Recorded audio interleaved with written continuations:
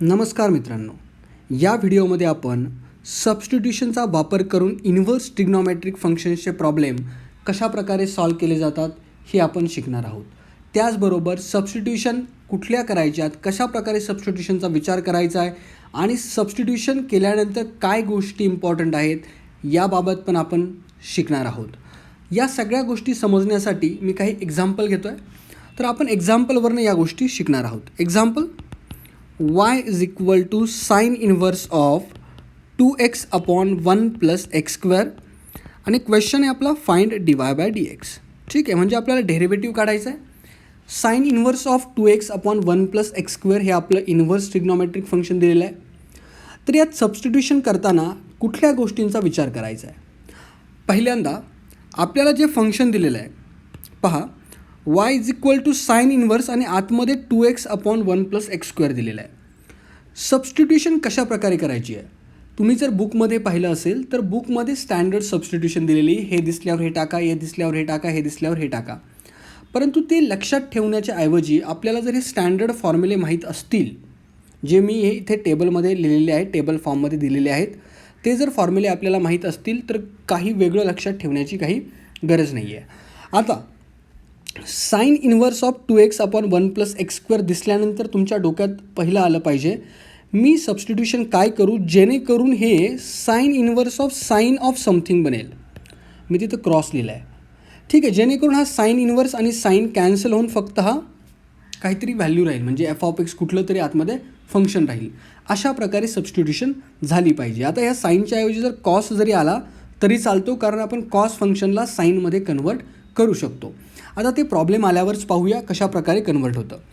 आता इथे आपल्याकडे फॉर्म्युलेज आहेत. तुम्ही जर फॉर्म्युले ऑब्झर्व केलं तर साइन 2xचा एक फॉर्म्युला दिसतो आपल्याला, 2 tan x upon 1 plus tan square x. जर मी एक्सच्या ऐवजी टॅन थिटा पुट केला, आता फॉर्म्युला एक्समध्ये दिलेला आहे, एक्सच्या जागी आपण इथं थिटा घ्यायचा आहे, कारण आपल्याला जो मेन प्रॉब्लेम आहे तो पण एक्समध्ये आहे. म्हणजे ज्यावेळेस आपण एक्सच्या ऐवजी काहीतरी पुट करणार आहे तर ती व्हॅल्यू एक्समध्ये नको आहे.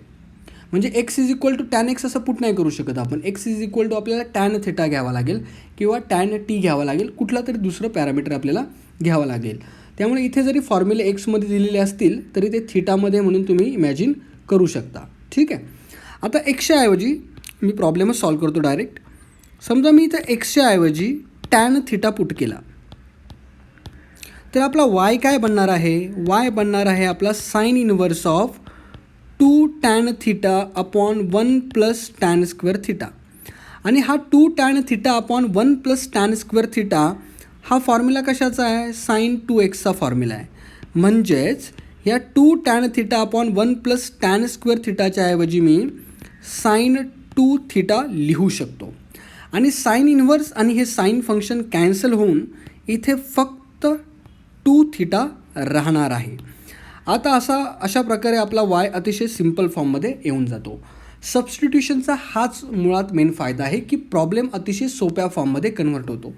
आपल्याला dy बाय dx विचारलेलं आहे, इथे y in terms of theta दिलेला आहे, तर इथे आपल्याला डिफरन्शिएट करून चालणार नाही. तर आपल्याला इथे थिटाची जी व्हॅल्यू ती कॅल्क्युलेट करावी लागेल. आपल्याला एक्स दिला आहे टॅन थिटा, त्याच्यावरनं आपण थिटाची व्हॅल्यू काढू शकतो. टॅन राईट साईडला दिलेला आहे, त्याला लेफ्टला जरी घेऊन गेलो तो इन्व्हर्स बनेल, म्हणजेच थिटा बनेल आपला टॅन इन्व्हर्स एक्स. म्हणजेच मी या वायला लिहू शकतो 2 इंटू टॅन इन्व्हर्स एक्स. आता टॅन इन्व्हर्स एक्सचा डेरिव्हेटिव्ह आपल्याला माहिती आहे. टॅन इन्व्हर्स एक्सचा डेरिव्हेटिव्ह काय येतो, derivative of tan inverse x is 1 upon 1 plus x square. ठीक आहे, मग इथं मी लिहितो differentiating both sides with respect to x. With respect to जर एक्स डिफरन्शिएट केलं तर वायचा derivative with respect to x हा dy बाय dx आणि 2 into derivative of tan inverse x with respect to x घेणार आहे आपण.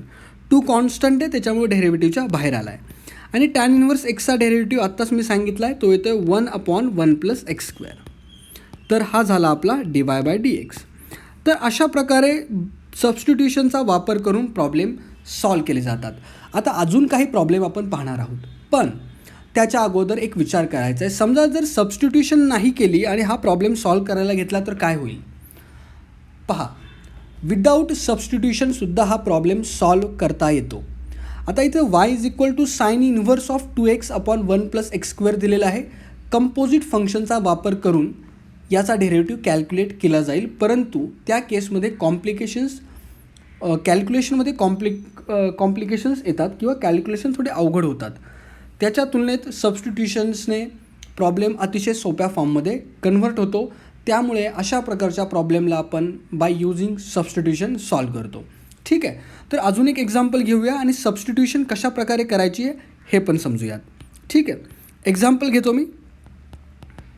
आता आपण साईनमधलं एक्झाम्पल घेतलं. आता मी दुसऱ्या फॉर्ममध्ये एक्झाम्पल घेतो आहे.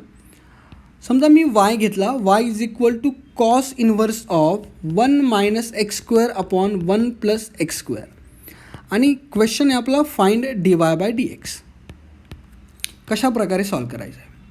अगेन कंपोजिट फंक्शनने सॉल्व होईल, कॅल्क्युलेशन्स थोडे कॉम्प्लिकेटेड होतील. ठीक आहे, सबस्टिट्यूशनचा विचार करायचा आहे. एक्सच्या जागी मी काय टाकू ज्याने हा प्रॉब्लेम सोपा बनेल. आता कॉस इन्व्हर्स ऑफ काहीतरी आतमध्ये मी काहीतरी असं पुट करायचं आहे जेणेकरून हे कॉसमध्ये कन्वर्ट होईल. मग काय पुट करू शकतो मी. जर तुम्ही इथं फॉर्म्युला ऑब्झर्व केला कॉस 2xचा, तर हा 1 minus tan square x upon 1 plus tan square x दिलेला आहे. तुम्ही तो थिटामध्ये पाहायचा आहे. म्हणजे जर मी एक्सच्या ऐवजी टॅन थिटा पुट केला तर हे काय होते पाहूया आपण. तर मी लिहितो put x is equal to tan theta, म्हणजे आपला y बनणार आहे cos inverse of 1 minus tan square theta upon 1 plus tan square theta. आता 1 minus tan square theta upon 1 plus tan square theta हा बनणार आहे कॉस 2 थिटा. एक्सच्या ऐवजी थिटा म्हणून पाहिजे आहे. तर यालाच मी लिहू शकतो y is equal to cos inverse of cos 2 theta. आणि कॉस इन्व्हर्स आणि कॉस कॅन्सल होऊन फक्त 2 थिटा आपल्याला भेटेल. अगेन y हा थिटामध्ये इथे आलेला आहे, पण आपल्याला dy बाय dx काढायचा आहे. त्यामुळे yला डायरेक्ट डिफरन्शिएट करून थिटामध्ये ॲन्सर एक्समध्ये आपल्याला ॲन्सर येणार नाही आहे. तर त्यासाठी आपण काय करूया, इथून थिटा काढूयात. तो थिटा येणार आहे आपला टॅन इन्व्हर्स ऑफ एक्स. कसा आला, टॅन फंक्शन फक्त मी लेफ्ट साईडला घेतलं तर त्याचा इन्व्हर्स होणार आहे आणि आपला थिटा भेटणार आहे आपल्याला टॅन इन्व्हर्स एक्स. तर वायची व्हॅल्यू बनणार आहे 2 टॅन इन्व्हर्स एक्स. ठीक आहे, म्हणजेच आता जर डेरिव्हेटिव्ह कॅल्क्युलेट केला दोन्ही साईडचा विथ रिस्पेक्ट टू एक्स, तर हा बनेल dy by dx into 2 into derivative of tan inverse x. आणि अगेन आता लास्ट प्रॉब्लेममध्येच आपण पाहिलेलं आहे की टॅन इन्व्हर्स एक्सचा डेरिव्हेटिव्ह येतो 1 अपॉन 1 प्लस एक्स स्क्वेअर. तर हे मल्टिप्लाय करून घेतलं तर हे बनणार आहे 2 अपॉन 1 प्लस एक्स स्क्वेअर. तर हा झाला आपला रिक्वायर्ड डेरिव्हेटिव्ह. ठीक आहे, तर अशा प्रकारे हे प्रॉब्लेम अतिशय सोपे आहेत. फक्त सबस्टिट्यूशन कशा प्रकारे होणार आहे याचा विचार करणं आवश्यक आहे. आता हे दोन्हीच्या दोन्ही प्रॉब्लेम सिम्पल फॉर्ममध्ये होते, डायरेक्ट सबस्टिट्यूशन दिसत होत्या. थोडंसं चेंज करूया प्रॉब्लेममध्ये. आता y is equal to cos inverse of 1 minus 9x square upon 1 plus 9x square घेतो आहे मी. आणि तोच क्वेश्चन आहे आपल्याला dy बाय dx कॅल्क्युलेट करायचा आहे. प्रॉब्लेमला ऑब्झर्व करायचं आहे. मी या 1 minus 9x upon 1 plus 9x स्क्वेअरच्या ऐवजी काय आणू शकतो. कॉसमध्ये काय पॉसिबल आहे का. येस, तोच फॉर्म्युला जो याच्या अगोदर यूज केला आहे.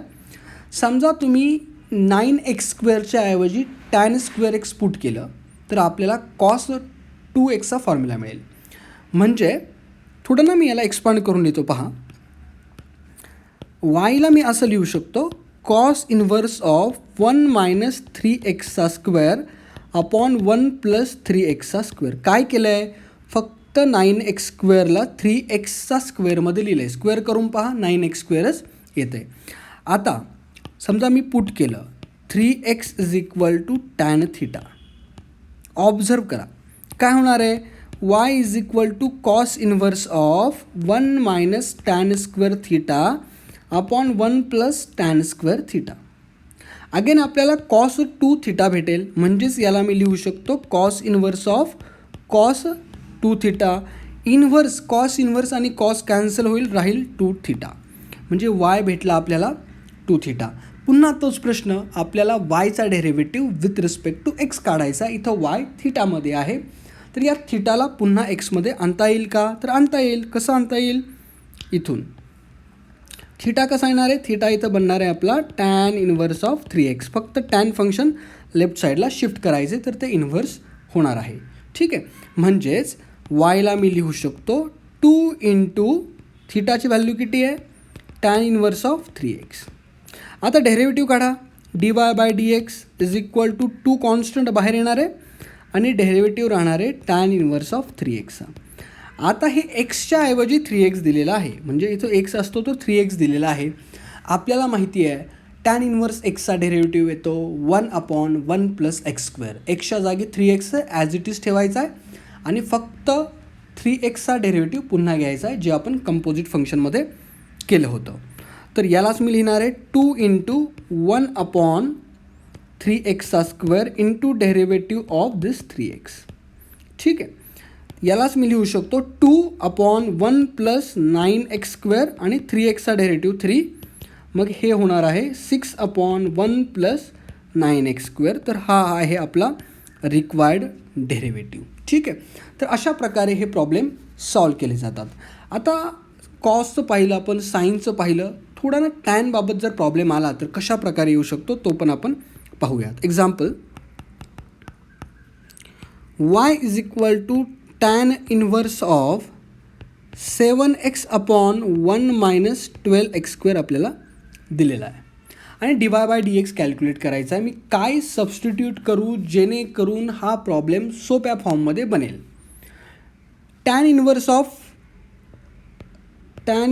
ऑफ काहीतरी टॅनमध्ये जर आलं ना तर काम सोपं होईल. मग टॅनमध्ये कशा प्रकारे येईल हे, एकतर हे आणण्यासाठी हा एक फॉर्म्युला आहे. डायरेक्ट टॅन एक्सच्या जागी तुम्ही काहीतरी पुट करा, एक्सच्या जागी काहीतरी पुट करा, पण हे न्यूमरेटर आणि डिनॉमिनेटरमध्ये थोडी गडबड आहे, त्यामुळं ते या फॉर्ममध्ये बनणार नाही. मग मी काय करतो, दुसरा फॉर्म्युला पाहतो. हा फॉर्म्युला जमेल का काही अरेंजमेंट करायला विचार करायचा आहे.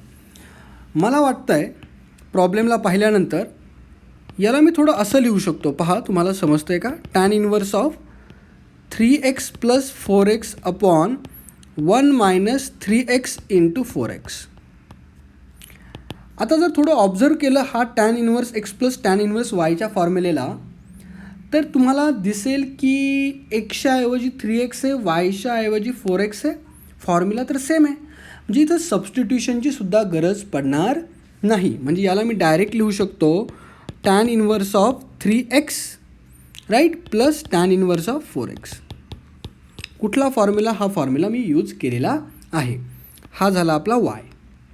आता याला डेरिव्हेटिव्ह करणं तर सोपं आहे. कारण का सोपं आहे, derivative of tan inverse x आपल्याला ऑलरेडी माहिती आहे. काय आहे derivative of tan inverse x, 1/1 + x². आणि एक्सच्या जागी जे काय आहे त्याचा डेरिव्हेटिव्ह आपल्याला पुन्हा मल्टिप्लाय करून घ्यावा लागेल. हे आपण कंपोजिट फंक्शनमध्ये पाहिलेलं होतं.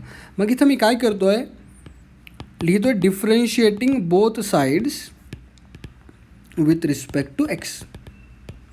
डिफरन्शिएशन जर केलं तर हे होणार आहे dy/dx is equal to 1 tan inverse of 3xचा डेरिव्हेटिव्ह काय येणार आहे, 1/1 + 3x² into derivative of 3x plus tan inverse of 4xचा डेरिव्हेटिव्ह. एक्सच्या जागी फक्त 4x टाकायचा आहे, तर हे होणार आहे 1 + 4x² into derivative of 4x.